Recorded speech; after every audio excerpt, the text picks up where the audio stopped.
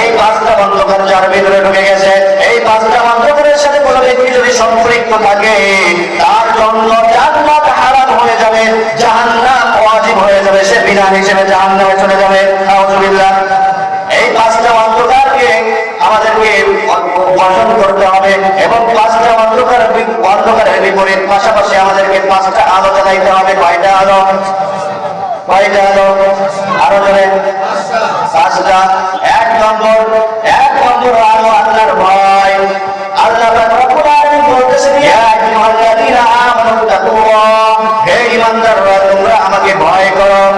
হাক্কা তুকাতিহি, এমন ভাবে ভয় করো যেভাবে ভয় করা হয়, ভয় করার মতো ভয় করো।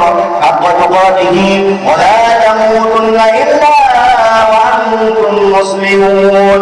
আল্লাহ রাব্বুল আলামিন বলেন, তোমরা মুসলমান না হইয়া মৃত্যুবরণ করো না। আচ্ছা বলেন তো, মৃত্যু থেকে কেউ বাঁচতে পারবে? মৃত্যু থেকে কেউ বাঁচতে পারবে না। মরণ থেকে যতই পালাও, মরণ তোমায় লইবে গিরি। যদিও সুদূর আকাশ পানে পালাও সেটাই লাগিয়ে সিঁড়ি। কথা বলেন ঠিক কিনা? মরণ থেকে পাওয়া যাবে।